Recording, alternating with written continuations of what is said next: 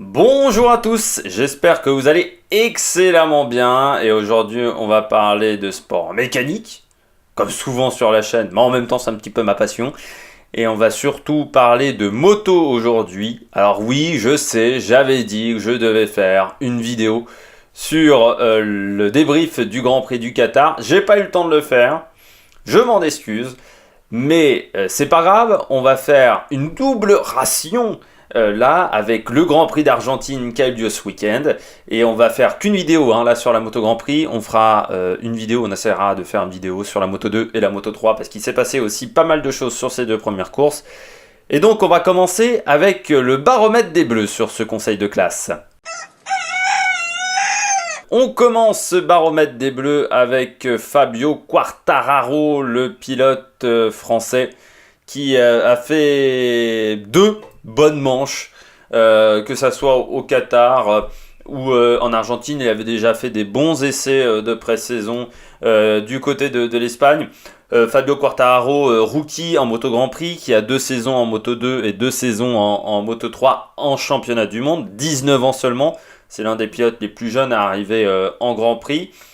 Il a été performant au Qatar, bonne qualification, bons essais où il était devant Franco Morbidelli. Dommage, il cale sur la grille de départ avant le tour de formation et se retrouve à partir en dernière position. Malgré tout, il finit 16e à la porte des points.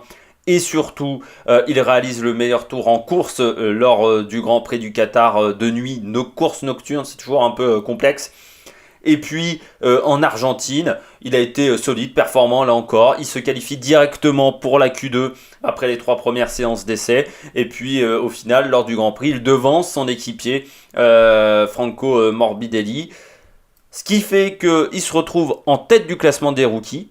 Forcément, c'est intéressant, devant Johan Mir qui est sur une Suzuki officielle. Lui, je rappelle qu'il a une Yamaha dans un team satellite, dans le team Petronas, avec quelques pièces qui ne sont pas les mêmes que sur la moto de Valentino Rossi ou de Maverick Vignales, qui sont dans ce qu'on appelle le Factory Team, le team numéro 1, le team usine. Et surtout, moi, ce qui m'étonne avec Fabio Quartararo, c'est cette maturité à 19 ans qui est assez exceptionnelle. On peut le comparer à Charles Leclerc en Formule 1. Ils ont un petit peu... ces deux pilotes qui ont énormément de maturité pour cet âge. Et pourtant, moi, Quartararo, j'étais pas forcément convaincu quand il est arrivé en moto Grand Prix cette année. Quand on m'a dit il arrive en moto pour épauler Franco Morbidelli, c'était cet été l'annonce. Parce que Quartararo, on nous l'avait vendu comme un énorme pilote quand il arrive du championnat d'Espagne, le CEV, qui est quasiment le championnat le plus important en Europe de moto, où il avait été champion à 14 ans ou 15 ans, vraiment très jeune. Il arrive en moto à 15 ans, c'est-à-dire l'âge minimal, pour arriver en moto 3. En Moto 3, il fait une bonne première partie de saison lors de sa première année et après ça se gâte. La deuxième année, il va dans le Team Léopard qui était le team champion. Pas de chance, le Team Léopard change de moto, passe de Honda à KTM et ça marche beaucoup moins bien. En Moto 2, sa première année n'était pas vraiment excellente. Par contre, la deuxième année, il fait des pole positions. Il remporte certes une seule course, mais lors de la deuxième à Silverstone, il se fait disqualifier. Et surtout, c'est un pilote qui, je trouve, a beaucoup de maturité, beaucoup de confiance en lui à 19 ans. Et ça, c'est important quand vous arrivez dans une équipe, surtout qui n'était pas forcément que pour lui, parce qu'il est numéro 2 normalement, derrière Franco Morbidelli, qui est soutenu par Valentino Rossi, qui doit être la nouvelle pépite de la moto italienne. Deuxième pilote français en Grand Prix cette année, c'est Johan Zarco. Johan Zarco qui est maintenant dans l'équipe KTM, dans l'équipe numéro 1 de KTM, après être passé pendant 2 ans chez Tech 3. Eh bien, pour le double champion Moto 2, c'est compliqué, on va pas se mentir. On avait eu des indications lors des essais hivernaux. Pour l'instant, il n'a pas de très bonnes sensations avec la moto, il n'est pas en confiance avec la moto, il modifie énormément de choses, il travaille sur énormément de pièces. On sait que KTM a un fonctionnement assez particulier en moto, ils fabriquent eux-mêmes leurs pièces, c'est très différent de Yamaha, ou de Honda qui font fabriquer des fois par des prestataires extérieurs. La KTM utilise que des pièces fabriquées par eux, pour eux, par l'équipe 1. Donc ce qui fait qu'ils doivent travailler énormément parce qu'ils ont peu d'expérience en moto Grand Prix, ils n'ont que 3 ou 4 ans, hein, j'ai plus la date exacte en mémoire. Donc ils ont encore beaucoup de travail pour faire fonctionner cette moto, mais je pense que ça va s'améliorer de Grand Prix en Grand Prix parce que l'équipe KTM a beaucoup de moyens. Il a marqué des points sur ses 2 premières courses, malgré des qualifications compliquées, il n'est pas rentré en Q1. Là en Argentine il est parti 18ème sur la grille de départ, mais il marque un point encore, ce qui permet quand même, je pense, de travailler plus sereinement, avec un peu plus de confiance que s'il n'avait vraiment marqué aucun point sur ses 2 premières courses et qu'il était tombé à chaque fois. Alors pourtant au Qatar, il n'était vraiment pas en confiance parce que lors des qualifications, il était tombé à 2 reprises. Le problème de Johann Zarco, c'est que maintenant, il faut qu'il devance Pol Espargaro, son coéquipier, et surtout Miguel Oliveira, qui est dans le team satellite, le team Tech 3, et qui a l'air d'avoir trouvé des solutions sur cette moto pour être performant. On passe tout de suite aux pilotes qui ont fait un super Grand Prix du côté de l'Argentine et du côté du Qatar. Et on commence par le champion du monde en titre, le numéro 93, Marc Marquez. Et l'Espagnol, en Argentine, il était vraiment intouchable. Il s'est imposé avec 9 secondes 8 d'avance sur Valentino Rossi. C'est un gouffre. C'est comme si vous gagnez en F1 avec un tour d'avance en termes de comparaison. Et puis surtout, Marc Marquez, il a eu cette avance-là au bout de 10 tours de course. C'est-à-dire qu'après, il a géré son Grand Prix. Il n'a vraiment pas été inquiété pendant tout le week-end. Ou en plus, il est tombé peu de fois en Argentine. Il n'est même pas tombé. Au Qatar, là encore, il avait été performant dans ce domaine-là. Lui qui chute énormément d'habitude. C'est l'un des pilotes qui chute le plus dans la saison. Là, il n'est pas tombé et il a réussi à être très performant. Et surtout, Marc Marquez, il prend des points importants pour le championnat. Il était important l'année dernière à ce même stade. Il avait été devancé au Qatar. Et puis, du côté de l'Argentine, ça s'était mal passé, hein. Il avait calé au départ. Il n'avait pas respecté la procédure. Il avait dû passer par la voie des stands, faire une pénalité. Il était rentré dans Valentino Rossi. Il était arrivé 5 ou 6e de la course. Ça s'était pas très bien passé. Là, ça a été beaucoup plus tranquille pour lui. Et puis la prochaine course, c'est du côté d'Austin. Et c'est un circuit qui lui réussit tout le temps. Le deuxième top pilote de ces 2 premières courses, c'est celui qui a remporté la première. C'est Andrea Dovizioso, le pilote de la Ducati. Performant au Qatar. Alors il y a eu toute cette polémique avec ce fameux déflecteur qui apporterait un avantage à Ducati et que certaines équipes n'ont pas pu mettre en place. La FIM, la Fédération Internationale de Motocyclisme, qui gère tout l'aspect réglementaire du championnat, aurait délivré l'autorisation pour le déflecteur de Ducati, mais pas pour le déflecteur d'Aprilia ou le déflecteur de Honda, qui serait pourtant très ressemblant au déflecteur arrière de la moto de l'équipe italienne. Ce déflecteur, il permet en fait techniquement de refroidir le pneu arrière, mais il aurait un aspect aérodynamique bien plus important dans les faits.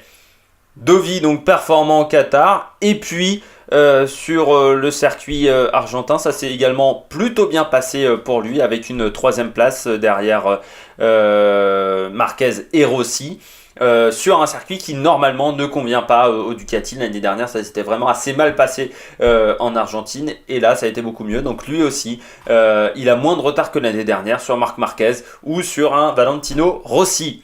Bah tiens, on parlait de Valentino Rossi, le numéro 46, le géant, le monstre, le dieu sacré, le monstre sacré de la moto, Valentino Rossi. Qui est encore performant en ce début de saison, 5e au Qatar, 2e en Argentine où il a été vraiment performant, 4e en qualification, 2e sur le podium. Ça ne lui était pas arrivé depuis l'été dernier, depuis la course du Sachsenring où il avait été également sur le podium. Il doit faire avec une Yamaha qui est toujours capricieuse, qui est toujours un peu complexe à utiliser, mais surtout ça reste le taulier de l'équipe parce que c'est lui qui apporte des points face à Viñales, qui est plutôt en difficulté depuis le début de saison, alors que normalement c'est un peu Alors je vais pas dire un numéro 2 parce que Rossi on peut pas dire qu'il est numéro 2 dans une équipe, mais il est plutôt là pour aider Maverick Viñales plutôt que d'être le leader de l'équipe 1. Le dernier pilote qui a fait un beau Grand Prix, c'est Alex Rins. Et oui, parce que Alex Rins, il avait été plutôt performant au Qatar, alors qu'il avait une moto qui, en termes de puissance, et on sait que le Qatar est un circuit qui demande énormément de puissance, c'est un circuit d'accélération-freinage, avec de belles lignes droites, qui demande donc énormément au moteur, et il était en déficit en termes de puissance. Par contre, dans toute la portion intérieure du circuit, assez technique, il arrivait à rattraper à chaque fois Dovizioso ou Marquez qui s'échappait dans les lignes droites. Malgré tout, le résultat n'était pas forcément à la hauteur de ses espérances. Il n'était pas sur le podium après cette course. Mais là, en Argentine, il finit 5e, alors que pourtant, il a vécu un début de week-end assez compliqué, que ça soit en essai libre ou lors des 3 premières séances d'essai libre, il n'était que 15e au niveau des temps combinés. Et puis ça a été compliqué également pour lui, éliminé dès la Q1, où il n'a pas réussi à se qualifier. Il partait 16e sur la grille de départ et il finit 5e avec un rythme en course exceptionnel. C'est le 4e plus rapide en tour en course lors de ce Grand Prix. Il a récupéré énormément de pilotes. Je crois que c'est Morbidelli qui nous a dit il était non, c'est Nakagami, pardon. Nakagami qui a dit on n'arrivait pas à le suivre. Très clairement, il avait un rythme qui était vraiment bien supérieur au mien, alors que j'étais parti devant lui en qualification. Alors, pour Rins, il ne faudra quand même pas répéter le fait de partir en qualification 6e, mais pour Suzuki, ce pilote-là est très important, surtout que de l'autre côté, Johan Mir a un petit peu des difficultés avec sa moto. On passe tout de suite au bonnet d'âne, ceux qui ont été un petit peu en difficulté lors de ces 2 premières courses. Et on commence avec l'Espagnol Maverick Viñales, le pilote Yamaha qui a fait un Grand Prix du Qatar où il partait en pole position. Il n'a pas fini sur le podium. Et là encore, il partait en première ligne, encore en Argentine, et il a abandonné, mais il n'a jamais été bon au niveau du rythme de course. Il a un véritable problème sur ses phases de départ où il perd facilement 5, 6, 7 positions sur les 2-3 premiers virages. Et pourquoi ? Parce qu'il a un vrai manque d'agressivité au départ. Moi, je me souviens de Randy Depugné quand il était chez LCR. Honda, le pilote français qui avait fait des stages en motocross. Je pense qu'il faut qu'il fasse ça vraiment, Maverick Viñales, parce que ça ne peut pas marcher, on ne peut pas être champion du monde si on n'ose pas dépasser des concurrents. Et je l'ai vu plusieurs fois en course, il n'osait pas aller à l'intérieur, par exemple à un moment de Jack Miller pendant la course. Alors pourtant il était bien plus rapide que le pilote australien sur sa Ducati. C'est un véritable problème. Et puis en fin de course, pas de chance, il se fait rentrer dedans par Franco Morbidelli, le coéquipier italien de Fabio Quartararo. Et ce qui fait qu'il perd quelques points qu'il aurait pu obtenir, mais il était 9e ou 10e. Et je pense qu'en plus, en Argentine, pour venir, Maverick Viñales, il aurait dû être performant en début de course parce qu'il avait des pneus soft, c'est-à-dire qu'il avait les pneus les plus tendres de la gamme qui se mettent en action beaucoup plus rapidement que les pneus hard ou que les pneus médium, même si en moto les différences sont un peu plus légères qu'en Formule 1.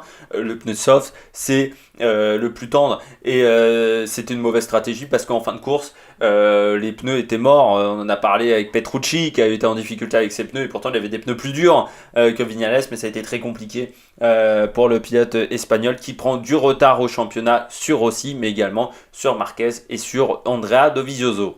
Deuxième pilote en difficulté lors de ce week-end et lors de ces 2 premiers week-ends, on peut le dire, c'est Andrea Iannone, le pilote désormais officiel Aprilia. C'est sa dernière chance à Iannone aujourd'hui. Il faut qu'il le comprenne. Il est passé chez Ducati où ça s'était très mal passé. Chez Suzuki également, on attendait beaucoup plus de lui parce que quand il est arrivé la même année qu'Alex Rins. Alex Rins était rookie, lui il venait de chez Ducati et on attendait de lui qu'il soit le taulier de l'équipe Suzuki.